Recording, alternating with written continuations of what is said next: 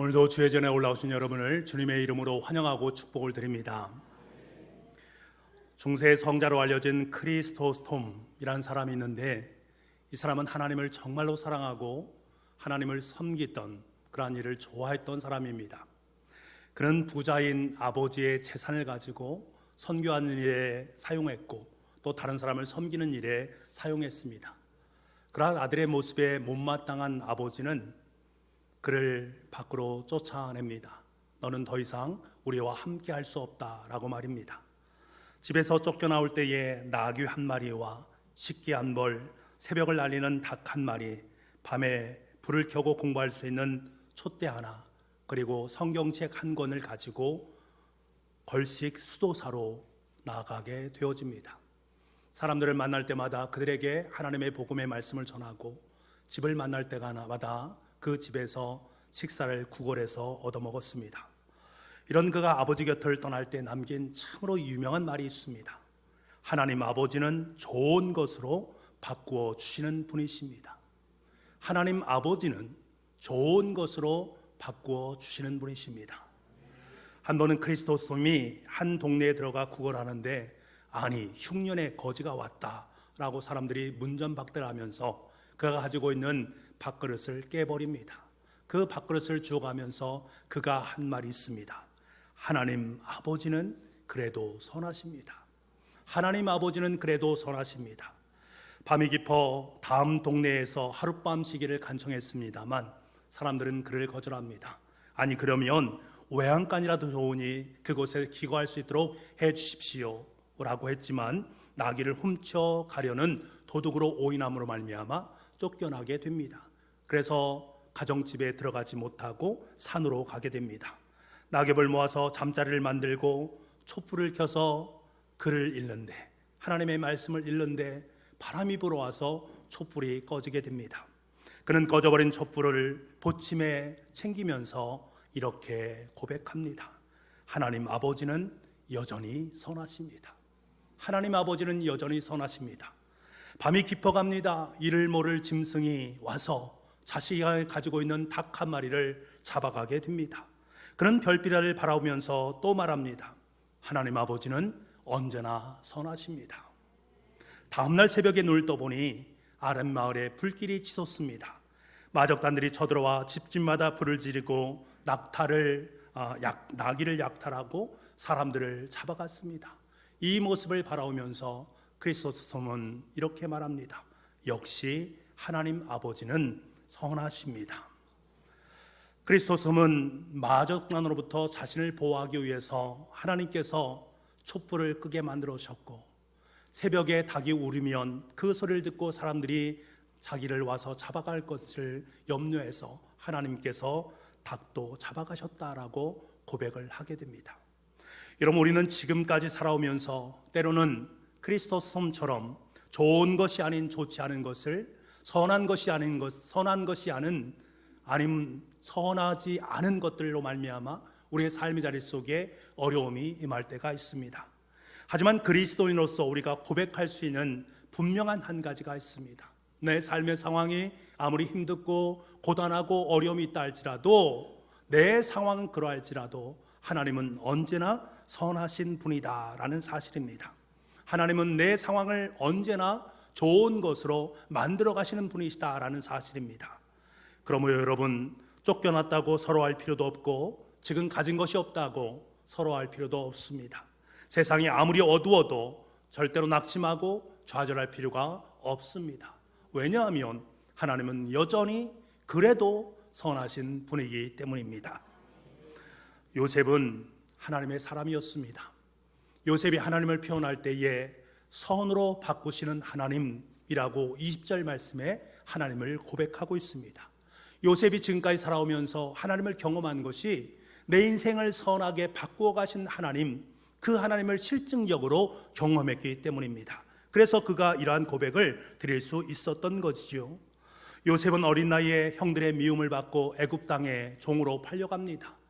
노예의 옷을 입습니다. 그럼에도 불구하고 그는 삶의 자리 속에 그 어려운 가운데 있습니다만, 그럼에도 불구하고 노예로 팔려간 그곳에서 최선을 다하면서 하루하루의 삶을 살아가게 됩니다.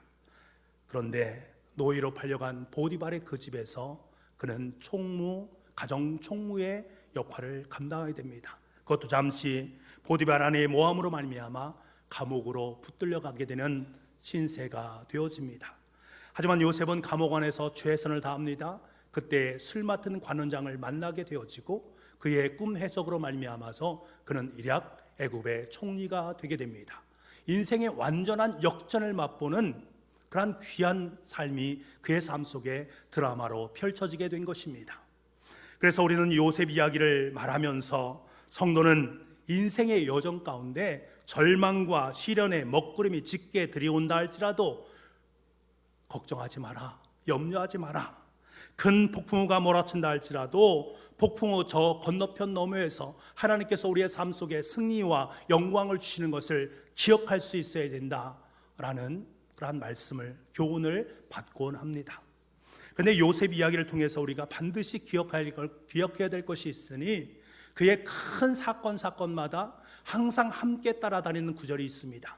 그것이 무엇인가 하면 여호와 하나님께서 요셉과 함께 하셨다라는 말씀입니다. 요셉이 사랑하는 부모 곁을 떠나 이방 땅으로 노예의 신세가 되었습니다. 노예라는 신분으로 살아가게 됩니다. 비참한 삶의 모습입니다. 하지만 여호와께서 요셉과 함께 하셨습니다. 요셉이 보디발의 집에 노예로 팔려갔으나 좌절하지 아니하고 그곳에서 열심히 최선을 다합니다. 하지만 보디발의 아내로 말미암아서 큰 위기를 경험하게 되고 죽음이라는 감옥으로 들어가게 되어집니다. 하지만 하나님은 요셉과 함께 하셨습니다. 요셉은 감옥 안에서 최선을 다해서 타인을 섬겼습니다. 그때 술 맡은 관원장의 꿈을 해몽함으로 말미암아서 좋은 길이 열릴 것처럼 여겨졌습니다. 그래서 그는 뭘 합니다? 당신이 나를 좀 기억해 주십시오. 당신이 나가게 되면 나를 기억해 주십시오. 하지만 그는 요셉을 기억하지 않았습니다. 하지만 여호와께서 요셉과 함께 하심으로 그를 기억하셨습니다. 바로의 영광의 꿈으로 말미암아 힘들어했을 때에 하나님께서 술 맡은 관원장을 통해서 요셉을 기억나게 하시고 바로 왕의 꿈을 해석해 줌으로 말미암아 요셉은 바로 왕의 총리가 되었습니다. 이때도 여전히 여호와 하나님은 요셉과 함께 하셨습니다. 여러분 기억하시기 바랍니다. 요셉과 함께 하신 하나님이 바로 나의 하나님이십니다. 요셉과 함께 하신 그 하나님이 바로 나와 함께 하시는 나의 아버지 하나님이십니다. 하나님께서 높여주시는 곳에 높음이 있습니다. 하나님께서 영화롭게 하시는 그 곳에 하나님의 영광이 있는 줄 믿습니다. 문제는 하나님이 나와 함께 하시느냐, 아니 더 나아가 큰 문제는 함께 하시는 하나님께서 정말 원하시고 기뻐하는 그 일을 내가 지금 감당하고 있느냐 하는 문제입니다. 하나님이 함께 하시는 곳에는 실패처럼 보이나 성공이 있고 하나님께 함께 하지 않는 그곳에는 성공 같으나 실패처럼 여겨질 수밖에 없는 상황이 펼쳐진다라는 사실을 꼭 기억할 수 있기를 원합니다. 이제 요셉이 형들의 손에 의해서 팔려간 지 14년이 되었습니다. 무대 장면이 바뀌게 됩니다. 요셉은 대제국 애굽의 총리 대신이 되었습니다. 이때 중동 지역에 흉년이 들게 되지요. 그리고 야곱 집안에서는 그 흉년으로 말미암아 애굽으로 곡식을 사기 위해서 애굽에 오게 됩니다. 그리고 총리 대신인 그 앞에 무릎을 꿇게 됩니다. 이때 야곱의 심정이 과연 어떠했을까? 반갑기도 하고 분하기도 하고 지난 세월 억울함이 생각났을 것입니다. 그리고 감사하기도 해서 성경을 보게 되면 요셉이 많이 울었다라고 되어 있습니다. 하지만 하나님의 사람 요셉은 그 형제들을 용서하기로 마음을 먹었습니다. 안갚음을 하지 아니하고 그들을 용서하겠다라는 결단의 마음을 품게 되지요. 형님들이 나를 이곳에 팔았으므로 근심하지 마소서, 한탄하지 마소서. 하나님이 우리 모두의 생명을 구원하시려고 나를 당신들 앞에 보내셨습니다. 당신이 나를 판 것이 아니라 하나님이 나를 보내주셨습니다. 하나님이 나를 보내주셨습니다. 여러분, 이것이 얼마나 아름답고 위대한 고백입니까? 여기에 깊은 신앙적인 의미가 있습니다. 현상적으로 보게 되면 요셉은 팔려온 것이 맞습니다. 현상적으로 보게 되면 요셉은 팔렸습니다. 하지만 믿음의 눈으로 보게 되면 하나님이 보내셨습니다. 하나님이 보내셔서 이곳에 온 것입니다. 야곱의 가족을 살리고 민족을 살리고 인류를 살기 위해서 하나님께서 친히 그를 이곳에 보내셨습니다. 요셉은 하나님의 사람이었기 때문에 믿음으로 사건들을 바라보았고 믿음으로 사건들을 해석했습니다. 믿음으로 자신이 팔려온 것이 아니라 하나님께서 나를 이곳에 보내셨다라는 믿음의 고백을 하나님께 드릴 수 있었습니다. 당신들이 나를 판 것이 아닙니다. 하나님께서 나를 보내주셨습니다. 이 위대한 고백이 저와 여러분의 고백이 될 수 있기를 간절히 소망합니다. 여러분, 행여 여러분의 인생 속에 애굽의 노예로 팔려온 것처럼 야, 너무 힘들다, 너무 어렵다 라고 마음속으로 여기는 분들이 계십니까? 난 지금 인생의 감옥에서 살아가고 있어 라고 여기는 분이 계십니까? 나는 지금 보디발의 아내로부터 모함을 받고 있는 것처럼 인간적인 관계 속에서 모함을 받고 있고 힘든 과정 속에 놓여 있어. 도대체 하나님은 나에게 무슨 계획을 가지고 있는가? 왜 나를 이곳까지 이끌었는가? 왜 이렇게 힘들고 어려운 상황 가운데 내 인생을 만들어 가시는가? 하나님께 원망하는 마음을 가지고 계신 분이 계십니까? 이제 생각을 바꾸시길 바랍니다. 하나님이 하셨습니다. 하나님이 나를 그곳에 보내셨습니다. 나에게 어떻게 이런 일이 아닙니다. 나에게 이런 일이 일어나게 하신 분은 하나님이십니다. 나에게 어떻게 이러실 수 있단 말인가? 아닙니다. 하나님이 그렇게 하실 수 있습니다. 여호와께서 요셉에게 그렇게 하셨듯이 지금 주님께서 여러분과 저에게 그렇게 만들어 하고 계십니다. 믿음의 눈으로 이것을 바라볼 수 있는 우리가 되기를 원합니다. 돈에 팔렸습니까? 지위에 팔렸습니까? 아닙니다. 하나님께서 보내신 것입니다. 직장에 내가 팔려서 다닌다라고 여기시고 계십니까? 아닙니다. 하나님이 보내셨습니다. 왜? 하나님의 뜻이 있어서 그곳에 보내신 것입니다. 잠잠히 기다려 보십시오. 시간이 지체되더라도 주어진 환경 속에서 최선을 다하면서 기다리십시오. 반드시 하나님께서는 우리의 인생을 하나님의 선함으로 바꾸어 가실 줄 믿습니다. 역사를 보는 눈이 달라야 됩니다. 역사를 보는 눈이 내 관점이 아니라 믿음의 눈으로 역사를 바라보고 역사를 해석할 수 있는 은혜가 우리 가운데 있어야 됩니다. 하나님이 하셨습니다. 하나님께서 보내셨습니다. 하나님께 내 인생을 선한 것으로 인도해 주실 줄 믿습니다. 이 아름다운 고백을 주님께 드리기를 원합니다. 오늘 본문 창세기 50장에 보면 아버지 야곱이 세상을 떠난 후에 형들은 요셉 앞에서 벌벌 떨고 있습니다. 이제 아버지가 죽었으니 그동안 우리를 형으로 여겼는데 이제 형으로 여기지 않고 본색을 드러내겠지? 우리를 힘들게 하고 어렵게 만들겠지? 하면서 불안에 떱니다. 이때 요셉은 형들의 그 모습을 바라보면서 그에게 이렇게 선포합니다.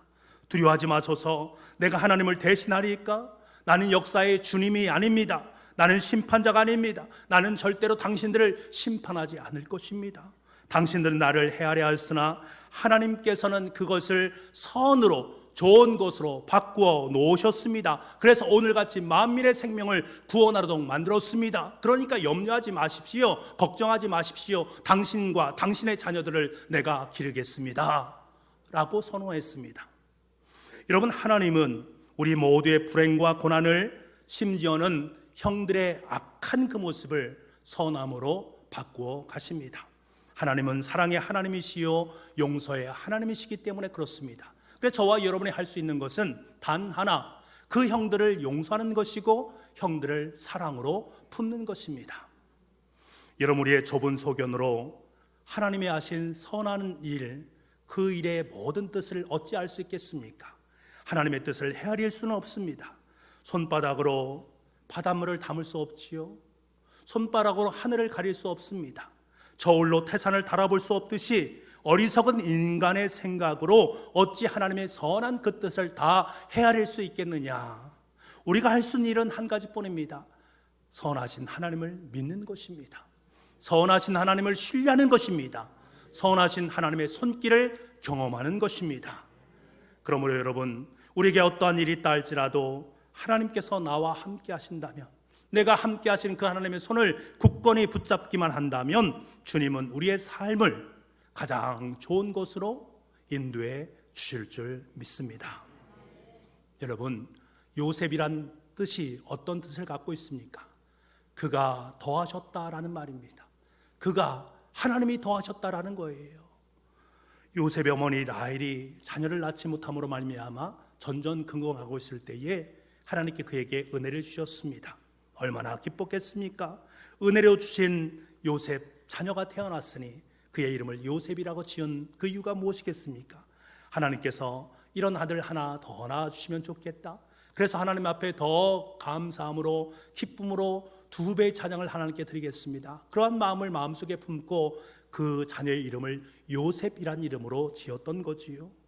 여러분, 요셉의 인생은 더하기의 인생입니다. 더하기의 인생, 결과적으로 보면 더하기의 인생입니다.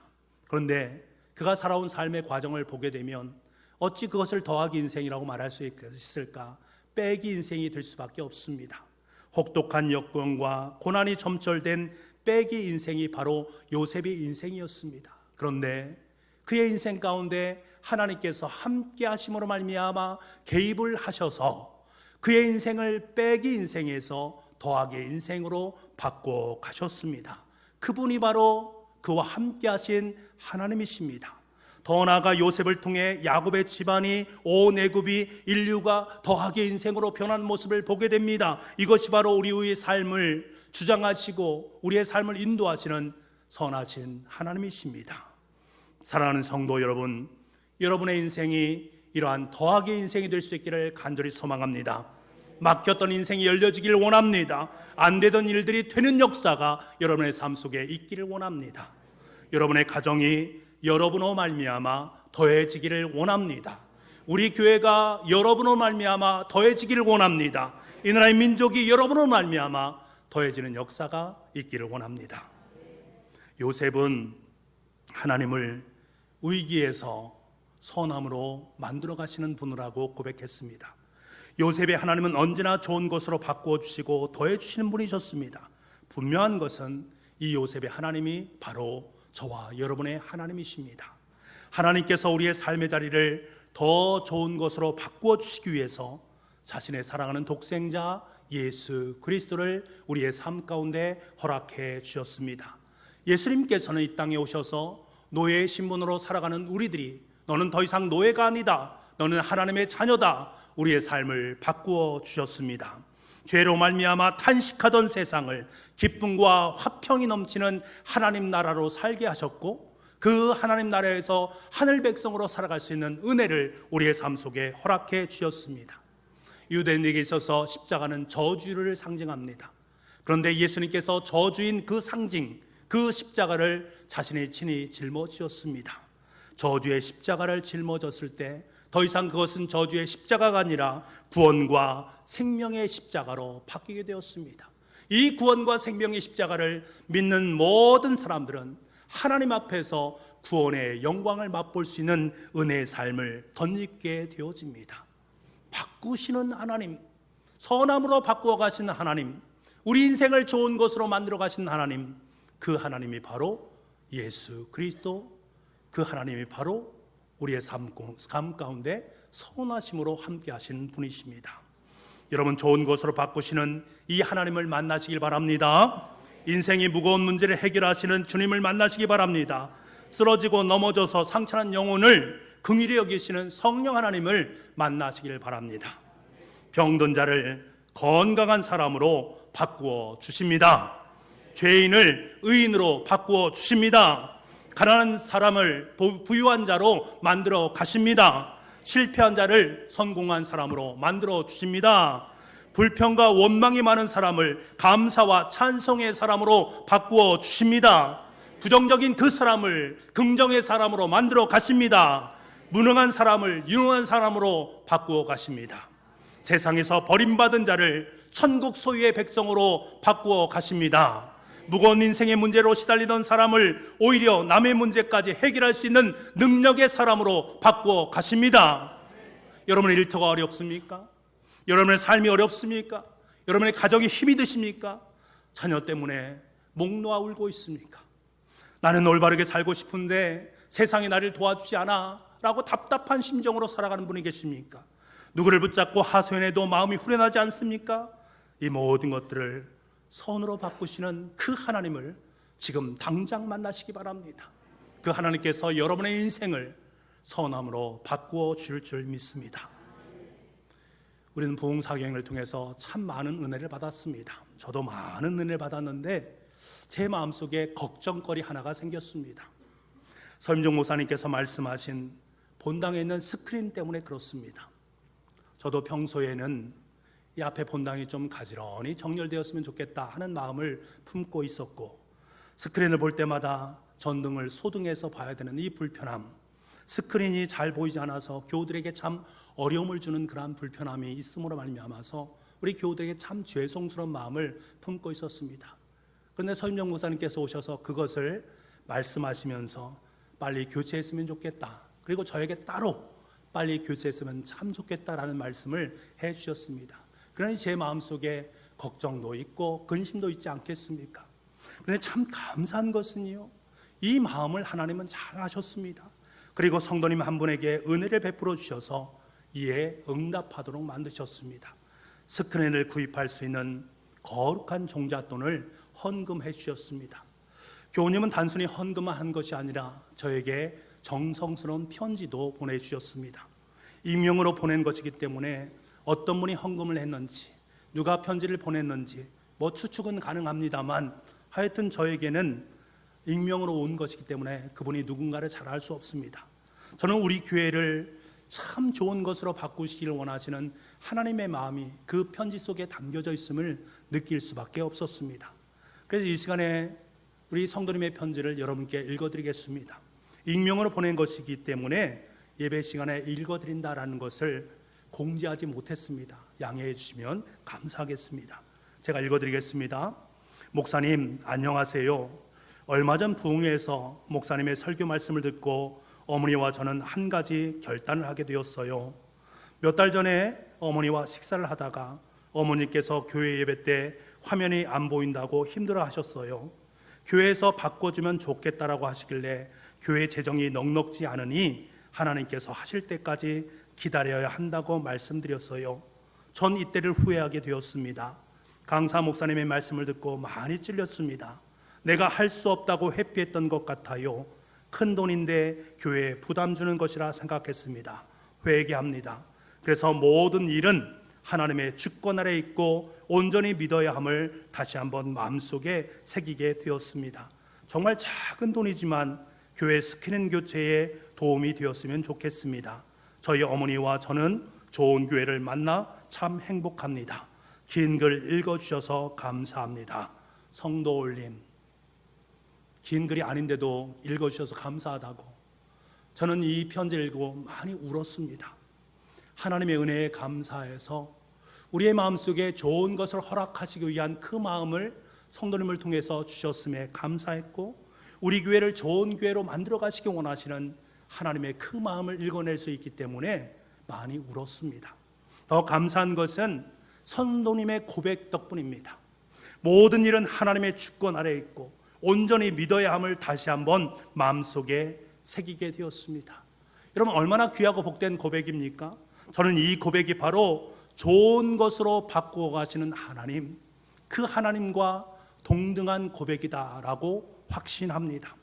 하나님께서는 한 성도의 마음을 움직이셔서 모든 것이 협력해서 선을 만들어 가시는 하나님을 우리의 삶 속에 증표로 보여주셨습니다. 우리 교회는 이 거룩한 종잣돈을 허투루 여기지 아니하고 반드시 하나님의 선하심으로 응답해 갈 것입니다. 사랑하는 성도 여러분, 하나님은 그것을 선으로 바꾸사, 하나님은 그것을 선으로 바꾸사. 20절 말씀입니다. 바라기는 이 고백이 저와 여러분의 인생의 고백이 될 수 있기를 원합니다. 우리의 인생을 빼기가 아닌 더하기로 만들어 가신 하나님을 더욱더 신뢰하고 이 하나님을 날마다 은혜로 경험할 수 있는 우리가 되기를 원합니다. 그리고 좋으신 그 하나님, 선함으로 우리 인생을 바꾸어 가신 그 하나님을 매일매일 찬양할 수 있는 저와 여러분 될 수 있기를 간절히 소망합니다.